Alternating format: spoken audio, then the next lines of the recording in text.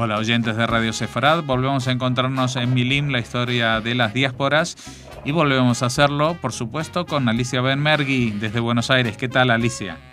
Bien, ¿cómo estás, Jorge? Y un saludo a los que tienen la paciencia de oírnos.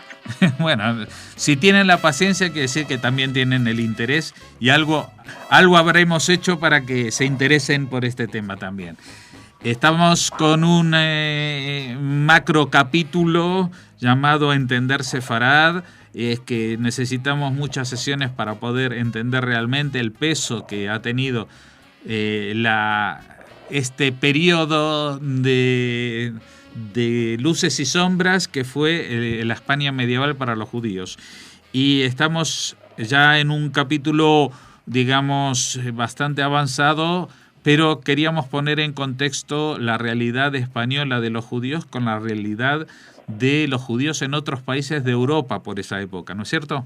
Exactamente, en otras regiones de Europa. Nosotros estamos, la última vez estábamos hablando, bueno, de las internas y las tensiones que existen dentro del mundo judaico, que tienen lugar sobre todo en la península ibérica, en España, vamos a decir, aunque en aquella época España no era. Y también esto abarcaba la región también del sur de la Provenza y también el norte de Europa. No me acuerdo, pero me parece que sí, que en un momento dado hablamos sobre, y si no, lo volvemos a contar, de la influencia que ejerció de alguna manera en ciertos sectores del judaísmo español importantes, las escuelas pietistas, las yeshivot que estaban en el norte de Europa, de lo que hoy diríamos que es Alemania, Worms, Speyer, todas ellas, porque sobre todo tenían un fuerte componente místico, eran profundamente austeras, y es bueno que contemos esto también. Y eso se oponía a cierta sofisticación, a cierta influencia que había tenido sobre un sector dirigente del judaísmo español, sobre todo sobre la clase dominante, sobre las élites, sobre todo el pensamiento, la filosofía de Maimónides y sobre todo el averroísmo. Esto que establece una división o una separación entre el mundo cotidiano, la vida cotidiana, y la creencia, la religiosidad. Y bueno, esto se expresó en una especie de revolución que tuvo lugar en España, con el surgimiento de la Kabbalah, con la escritura del libro del Zohar, porque esta es una revolución que tiene una profunda intención mística de volver y de terminar a esta separación que está haciendo esta filosofía que hace que el mundo de la razón se oponga, se separe, se divida del mundo de la creencia, de la esfera de la creencia, y entonces esta revolución mística, porque es como una especie de revolución mística que va también a tener lugar en España, y eso es por eso que es tan importante el judaísmo español, por todas las cosas que suceden en su interior, porque van a marcar después,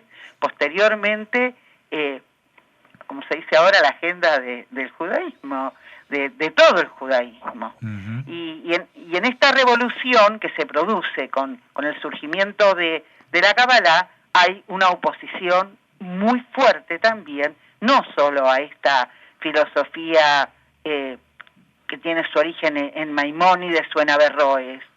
También hay un rechazo a la ostentación, al gusto por la riqueza, por el lujo, al abandono de una austeridad que era propia del judaísmo como religión, y que además se expresa en la opresión que estos sectores dominantes, estas élites que están en España, tienen sobre los cales, es decir, los oprimen económicamente, se sienten maltratados, y lo que hay que tener en claro es que la mayor parte de los judíos que vivieron en España no fueron ni banqueros, ni prestamistas, ni ricos, sino que fueron pequeños artesanos, pequeños campesinos, cultivaban viñas, tenían un poco de tierra para sostenerse, para tener una quinta, para alimentarse, para tener sus alimentos, sus aprovisionamientos básicos. Por supuesto, seguro hubo una clase dominante, seguro que hubo gente enormemente rica y poderosa, pero fueron una minoría. Y entonces esto se va a expresar en toda una condena que va a haber por parte de estos predicadores cabalistas, que van a estar muy relacionados también con cabalistas que se los llama alemanes. Más que cabalistas son estos predicadores judíos que vienen desde el norte de Alemania, se mezclan con la población y propician un retorno al judaísmo místico, profundamente místico y profundamente crédulo, ¿por qué no? También. Bueno, todo esto es un contexto de lo que hablábamos con respecto a todos los problemas que habían existido entre las distintas, entre Toledo y Montpellier y todo esto. Esto es lo que está abajo de todo en los sectores populares. ¿Cómo va a ser el judaísmo? ¿Qué clase de judaísmo va a ser? Y bueno, y esto es lo que pasa con Ben Adret y con Ben Yehiel, que es un judío que se tiene que escapar de Alemania, que lo persiguen, que él es muy importante, que él llega con toda esta carga de un judaísmo profundamente austero, pietista, profundamente religioso y apegado a la tradición, que es algo que muchos sectores, sobre todo estas academias provenzales, estaban abandonando, y también muchos sectores o algunos sectores importantes de España. Y mientras tanto, lo que pasa en el resto de Europa es que surgen banqueros que no son judíos, son los lombardos. Los lombardos son algunos de los primeros banqueros que surgen en Europa. Los lombardos son de la región de la Lombardía, hoy diríamos que son italianos, y estos van a ir sustituyendo de a poco, pero de un modo importante, a los banqueros judíos que habían ayudado a desarrollar, sobre todo en Inglaterra y en Gran Bretaña, toda la base de las estructuras de lo que es Inglaterra, lo que van a ser las abadías, lo que van a ser los grandes palacios, lo que van a ser las ciudades, lo que va a ser Cambridge y después Oxford. Van a tener que ver con que los judíos empiezan a dejar de ser necesitados. Y estos banqueros van a sustituirlos, y nosotros tenemos, y además hay un fuerte rechazo. El siglo XIII va a marcar, y el XIV va a ser peor todavía, va a marcar un fuerte rechazo de la presencia judía en toda Europa. Hay como una persecución de las comunidades judías. Van a cambiar las relaciones que en algún momento habían sido o tolerantes o amistosas o de intercambio. Para 1290 empieza una fuerte actividad antijudía. La Iglesia empieza a establecer, sobre todo en algunos concilios, una división mucho más estricta entre judíos y cristianos. ¿Tengo un tiempo para seguir hablando más cosas? Sí. Bueno, entonces, por un lado ya contamos qué fue la Cábala, porque además también hay que recordar que hay predicadores de estos judíos y aparecen órdenes mendicantes dentro de la Iglesia. Las órdenes mendicantes, una de las primeras va a ser de los dominicos, pero después la otra que va a ser muy importante va a ser la de los franciscanos. Y los predicadores cristianos son profundamente antijudíos. También esto es necesario recordarlo, ¿no? Yo estaba hablando de Inglaterra, y porque de lo que quiero referirme es que en 1290, estamos en todo este siglo, los judíos son expulsados de Inglaterra. Hay toda una cosa, entonces, por un lado, económica. Los banqueros judíos, los prestamistas ya no son importantes, ya no ocupan ese lugar de tanta importancia que tenían, y por otro lado hay una cuestión que no tiene que ver solo con lo económico, donde la Iglesia no quiere más intercambio intercambios de ningún tipo entre judíos y cristianos. Y por eso, entonces ahí me referí a las órdenes mendicantes y al tema de qué era lo que hacían los predicadores cada vez que llegaban a las pequeñas aldeas, a los pueblos, y predicaban mucho contra los judíos. Esto tuvo significó un gran problema para los judíos. Y por otra parte también hay toda una cuestión con respecto a lo económico. Se está tratando de apartar a los judíos de ser, de que no sean más proveedores de los cristianos.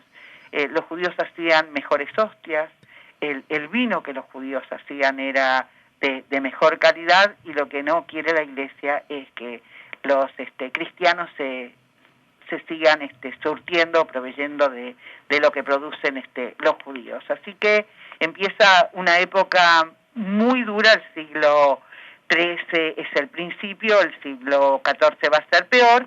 Hay un historiador francés que dice que él que se llama Legoff, y Legoff dice que para él acá empieza, en este siglo empieza el fin del antijudaísmo, y empieza lisa y llanamente el antisemitismo. Bueno, eso sería como discutible, pero él dice que empieza toda una actividad antijudía que, bueno, en España se va a expresar sobre todo en 1348 con una fuertísima expulsión, no solo persecución de los judíos, que va a ser muy dramática para los judíos. ¿Crees que podemos seguir, Jorge? ¿Puedo seguir contando? Sí, un poquito más, sí. Bueno, entonces acá en todas estas persecuciones que empiezan a tener lugar, hay toda una especie de, comienzan a hacer, los judíos empiezan a ser denigrados, empiezan a ser rechazados de distintas y diferentes maneras. Y entonces empieza toda una fuerte campaña contra la imagen del judío. Una de las cosas que comienza a ser hecha con respecto a los judíos es primero una acusación sobre la sexualidad de los judíos. Es decir, la imagen del judío es atacada de diferentes maneras. Pero otra cosa que sucede es que lo que la Iglesia empieza a prohibir para finales de este siglo XIII, son las discusiones teológicas que muchas veces se sostienen entre judíos y cristianos. La Iglesia lo comienza a prohibir, y también prohíbe la lectura de los cristianos de la Biblia. Los laicos no pueden leer la Biblia. Lo que empieza a prohibir la Iglesia católica es las interpretaciones. También lo que hay que tener en cuenta es que existen el catolicismo tiene muchos problemas en Europa, y uno de los problemas serios que tiene es primero la cantidad de herejías que existen por todas partes. Estas herejías se producen porque la Iglesia no es suficiente a los ojos de una época medieval donde la gente se muere de hambre, donde muchas veces la Iglesia o los monasterios son también instituciones feudales que le están cobrando están oprimiendo a sus propios campesinos. Y entonces estas herejías, algunas son tan importantes como los albigenses, que están en el sur de Francia, después los cátaros. Hay muy diferentes herejías, y muchas veces los judíos también son acusados de estar detrás del fomento de estas herejías. En realidad no, los judíos bastante problemas tenían consigo mismos con poder seguir adelante, como para encima ayudar a difundir pensamientos heréticos. Esa es una de las razones por las cuales también aparecen los franciscanos y los dominicos. Están tratando de hacer una reforma en la Iglesia. Y también es bueno que la gente sepa que para más o menos en este mismo siglo aparece la Inquisición. Se crea la Inquisición aparece en el año 1231. la promueve un papa, el Papa Gregorio IX, y en el 1252 el Papa Inocencio IV añade a toda esta cosa que significa la Inquisición, también la tortura en todo este tema de las herejías. Así que este tema de la Inquisición va a tener una influencia muy grande en esta sociedad católica, porque lo que va a sembrar es el terror en la población. Y estos inquisidores, uno de los más famosos fue Bernardo de Guy. Bernardo de Guy es el que, no sé, los que se acuerdan o los que leyeron el libro de Humberto Eco, El nombre de la rosa, él habla de Bernardo de Guy. Estos inquisidores lo que están tratando es de terminar con todas estas herejías, porque bueno, estas herejías en algún momento culminaron con la división del cristianismo. Cuando surge el protestantismo, es la manifestación de problemas que no pudo de alguna manera controlar o evitar el catolicismo europeo. Y además también se va a manifestar en un cisma que va a tener lugar en la Iglesia Católica con la división del papado, donde va a haber en el siglo XIV un papa en Roma y un papa en Aviñón. Bueno, así yo no sé, Alicia, si es una herejía interrumpirte aquí para llevarnos a un próximo capítulo dentro de 2 semanas y seguir hablando de este tema. ¿Te parece? Me parece perfecto. Entonces continuamos en nuestra próxima reunión. Un saludo para vos y toda la gente que nos escucha. Que nos escucha, y recordemos que esta y otras historias pueden encontrarla en la página milincultural.com.ar, y si les interesa, pues pueden recibir un boletín por correo electrónico suscribiéndose a cultural@arnet.com.ar. Y dicho lo cual, muchas gracias, Alicia, y nos encomendamos para encontrarnos dentro de 2 semanas. Bueno, muchas gracias a vos.